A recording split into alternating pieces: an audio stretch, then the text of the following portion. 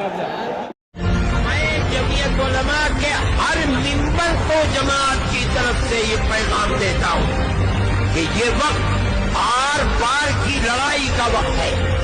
या तो इस मुल्क की जड़ों को मजबूत होना है या इस मुल्क की जड़ों को निकल कर बाहर आ जाना है।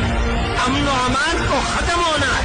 इसलिए मैं आपसे कहता हूँ कि जिस तरह आपके बुजुर्गों ने सर से कफन बांधकर इस मुल्क की आजादी के लिए कुर्बानी दी है, जमीयत उलमा की इस आवाज को अपने सीने में रखिए और दांत से इस पैगाम को पकड़िए कि जहां रहे सेकुलरिज्म की मजबूती के लिए काम।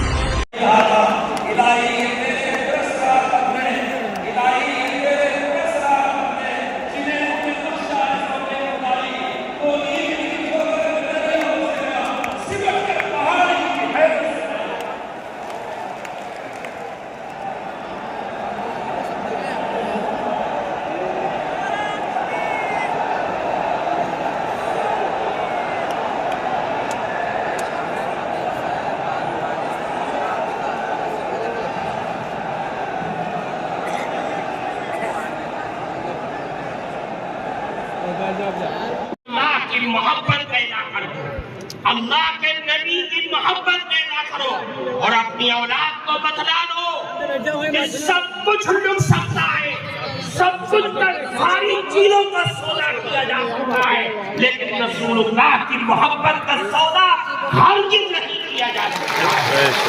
अल्लाह के नबी की मोहब्बत और ये बच्चों के दिलो दिमाग में इस चीज को बिठा दो कि रसूलुल्लाह की मोहब्बत हमारे ईमान की मेराज है, हमारे ईमान का मदार रसूलुल्लाह की मोहब्बत पर है। मेरे भाइयों, अल्लाह की नबी की मोहब्बत दुनिया और आखिरत की दौलत है।